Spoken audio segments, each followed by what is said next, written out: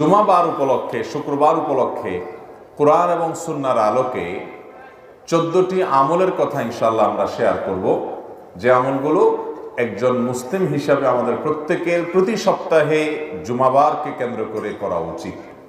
এই আমলগুলোর ভিতরে সর্বপ্রথম আমল হলো জুমাবারের মূল আমল, যে আমলকে কেন্দ্র করে পুরো বারের শ্রেষ্ঠত্ব নির্ধারিত, সে আমল অর্থাৎ জুমার সালাত আদায় করা, জুমার নামাজ পড়া। জুমার দিন, এই দিনটা আল্লাহর কাছে এত গুরুত্বপূর্ণ যে এই দিন সম্পর্কে, এই দিনের যে জুমার যে নামাজ, এই নামাজ সম্পর্কে আল্লাহ তাআলা কোরআনুল কারীমে শুধুমাত্র একটা আয়াত নাজিল করেন না, গোটা একটা সূরা, আস্ত একটা সূরা নাজিল করেছেন। সূরার নামই দিয়েছেন সূরাতুল জুমআ। ইয়া আইয়ুহাল্লাযীনা আমানু, আল্লাহ সেখানে বলেছেন, হে ঈমানদারগণ, ইযা নুদিয়া লিস-সালাতি মিন ইয়াউমিল জুমআ, জুমার দিন যখন আযান দেয়া হবে, জুমার প্রতি যখন মুয়াজ্জিন আহ্বান করবে, ফাসআউ ইলা যিকরিল্লাহ, তখন আল্লাহর জিকিরের দিকে তোমরা দৌড়াও। ওয়াদারুল বাই', বেচা কিনা, ব্যবসা বাণিজ্য সব রেখে দাও এবং আল্লাহর ডাকে সাড়া দিয়ে চলে যাও। ইমানদারের কাছে ফরজ নামাজের মধ্যে অন্য সব সাধারণ ওয়াক্তের চাইতে জুমার নামাজের গুরুত্ব অনেক বেশি। তাহলে জুমার দিনের প্রধান আমল হলো জুমার নামাজ আদায় করা। সপ্তাহের মধ্যে যত দিন আছে এর মধ্যে সবচেয়ে সেরা শ্রেষ্ঠ দিন হলো এই দিনটা। এই জন্য জুমার নামাজের জন্য আগে আগে যাওয়া, এটা হলো জুমার দিনের প্রথম আমল। নাম্বার 2, জুমার দিনের ফজরের নামাজ বিশেষভাবে জামাতের সাথে পড়ার চেষ্টা করা। এমনিতে সপ্তাহের যে কোনো দিনের 5 ওয়াক্ত নামাজের মধ্যে সবচেয়ে গুরুত্বপূর্ণ নামাজ হলো ফজর এবং আসর। ফজর এবং আসর। ফজরের নামাজের গুরুত্ব এবং মর্যাদা অনেক বেশি। বিভিন্ন হাদিসের আলোকে ফজর নামাজের প্রায় 10টি ফজিলত এবং গুরুত্বের কথা আমরা জানি।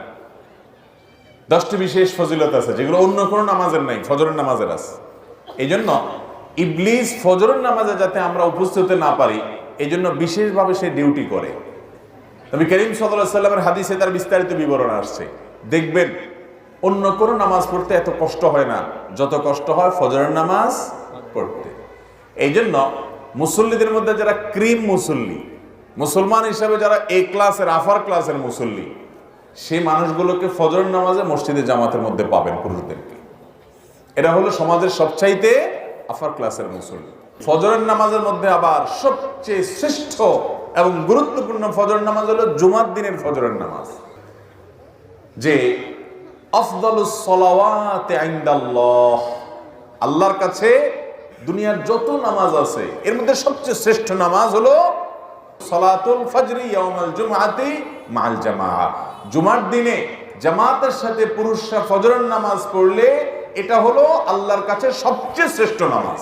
মুহতারাম হাজিরিন, তাহলে জুমার দিনের দ্বিতীয় আমল হলো এই দিনের ফজরের নামাজটাকে অন্য সপ্তাহের যে কোনো ফজরের চাইতে গুরুত্বপূর্ণ মনে করে কোনোভাবে এই দিনের ফজরের জামাত মিস হতে দেওয়া যাবে না। ঠিক আছে না? ইনশাআল্লাহ চ্যালেঞ্জ নিতে হবে। জুমার দিনের 3 নম্বর আমল হলো জুমার দিনের ফজরের যে নামাজ, এই ফজরের নামাজের কেরাতটা হবে অনেক লম্বা। প্রথম রাকাতে সূরা সাজদা তেলাওয়াত হবে আর দ্বিতীয় রাকাতে সূরা দাহার তেলাওয়াত হবে। বুখারী মুসলিম একজন বর্ণনা করেছে যে নবী করিম সাল্লাল্লাহু আলাইহি সাল্লাম জুমার দিন ফজরের নামাজে, ফজরের ফরজ সালাতে তিনি ইমামতি করতেন, এই 2টা সূরা পড়তেন।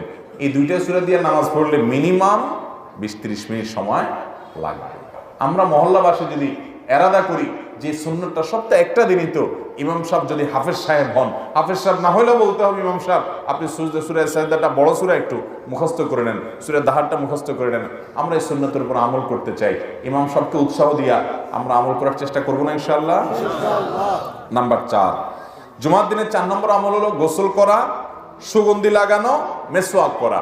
মুসনাদ আহমদের একটা হাদিসে বর্ণিত হয়েছে, নবী করিম সাল্লাল্লাহু আলাইহি সাল্লাম বলেছেন, যে ব্যক্তি জুমার দিনে গোসল করবে এবং সুগন্ধি ব্যবহার করবে, মেসওয়াক করবে এবং মসজিদে আগে আগে যাবে, সেখানে গিয়ে কোনো কথা বলবে না, আল্লাহ যতটুকু সাধ্য দিয়েছে ততটুকু নামাজ আদায় করবে এবং ইমাম সাহেবের খুতবা ভালো করে শ্রবণ করবে, তো 2 জুমার মধ্যবর্তী যে ছোটখাটো গুনাহ থাকে আল্লাহ তাআলা এগুলো মাফ করে দিবেন।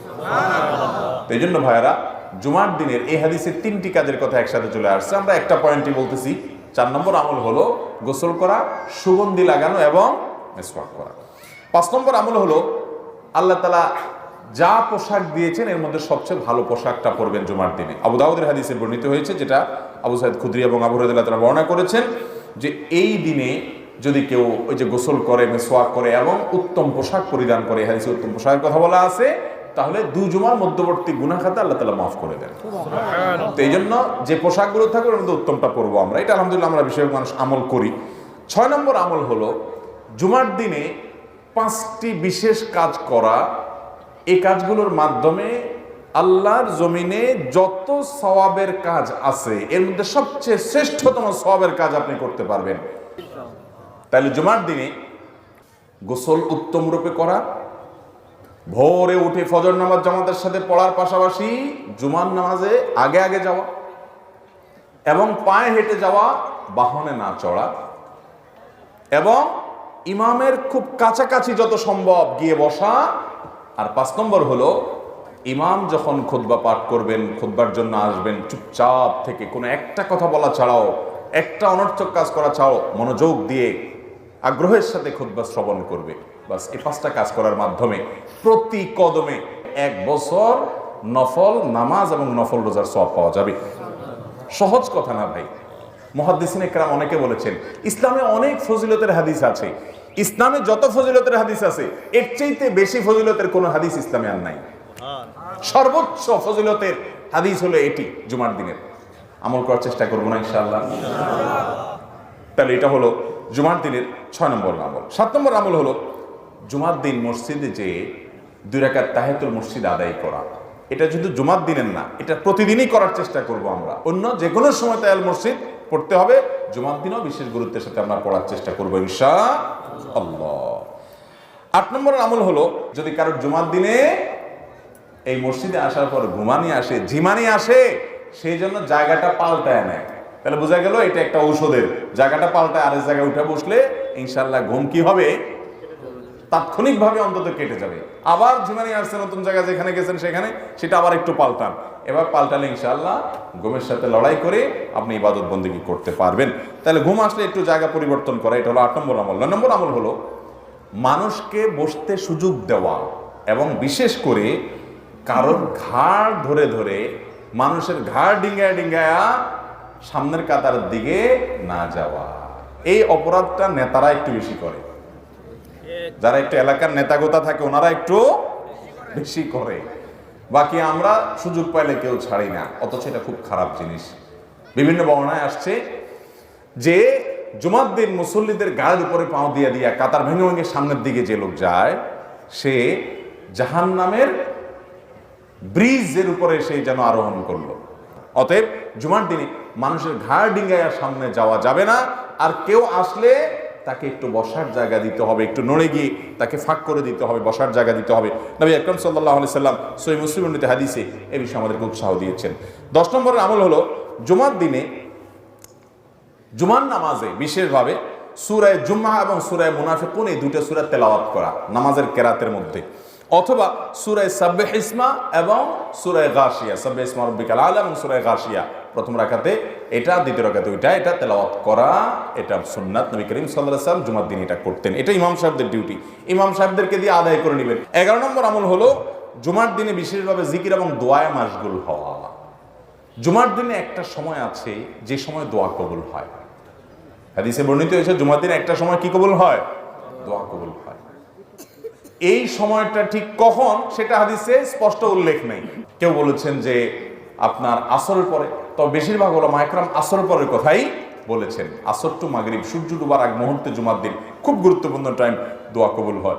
এই জন্য সপ্তাহের এই টাইমটাতে বিশেষ করে এবং জুমার দিন সারাদিনই কম বেশ বিভিন্ন সময়ে দোয়া করার ইহতিমাম করতে হবে। এই সময়ের দোয়া ফেরত দেওয়া হয় না। আল্লাহর কাছে যদি ভালো করে চাইতে পারেন যে কোনো চাওয়া মঞ্জুর করে নিতে পারবেন জুমার দিন। 12 নম্বর আমল হলো জুমার দিনে সূরা কাহাফ পাঠ করা। নবী সাল্লাল্লাহু আলাইহি সাল্লাম বলেছেন সূরা কাহাফের প্রথম 10 আয়াত যদি কারোর মুখস্থ থাকে এবং এটা যদি সে তিলাওয়াত কন্টিনিউ করে, আল্লাহ তাআলা দাজ্জালের ফিতনায় তাকে ঈমান হারা করবেন না। সে ওই ফিতনা ধরে ফেলতে পারবে যে আরে এটা তো সেই ফিতনা, আল্লাহ তাকে বাঁচায় রাখবেন। বেশি বেশি করে সূরা কাহাফ তেলাওয়াত করবেন। জুমার দিনে সূরা কাহাফ তেলাওয়াত যেন মিস না হয়, চেষ্টা করবেন ইনশাআল্লাহ।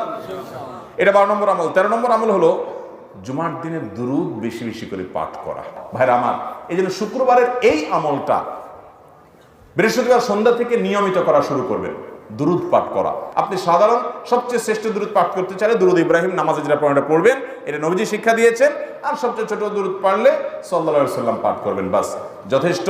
আর মাঝামাঝি কোনো দুরুদ পড়তে চাইলে পড়তে পারেন, কিন্তু এই আকীদা বিশ্বাস রাখবেন না যে এটা এতবার পড়লে অমুক উদ্দেশ্যে সফল হবে, হান হবে, তান হবে। এগুলো সব মন গড়া, মানুষের নিজস্ব আবিষ্কার, হাদিস দ্বারা প্রমাণিত নয়। 14 নম্বর আমল হলো জুমার রাতে ঘুমাবেন এবং জুমার দিন খাওয়া দাওয়া করবেন। হ্যাঁ, যদি কারো রোজে বললাম চান্দ্র মাসের 13টা 14-15 রোজার মধ্যে শুক্রবার পড়ে যায়, সেই হিসাবে তো আপনি রাখবেন। অথবা আগে পরে মিলে কেউ এই দিনগুলোতে রোজা রাখেন, তার কোনো ফরজ কাজা রোজা রাখার আর কোনো সুযোগ নেই শুক্রবার ছাড়া, তিনি রাখবেন। এছাড়া জুমার দিন এই জন্য ফজিলত মনে করে এই দিন রোজা রাখা যাবে, শুধু এই দিনটাকে আলাদা নফল রোজার জন্য নির্ধারণ করা যাবে না, কারণ এটা খুশির দিন। অতএব 14 নম্বর বলতে পারেন আমল হলো খাওয়া দাওয়া করা, জুমার রাতে একটু ঘুমানো। পুরো রাত ঘুমাবেন না, সম্ভব হলে তাহাজ্জুদের জন্য দাঁড়াবেন, আর ফজর তো অবশ্যই পড়বে। আমল করার চেষ্টা করবো না ইনশাআল্লাহ।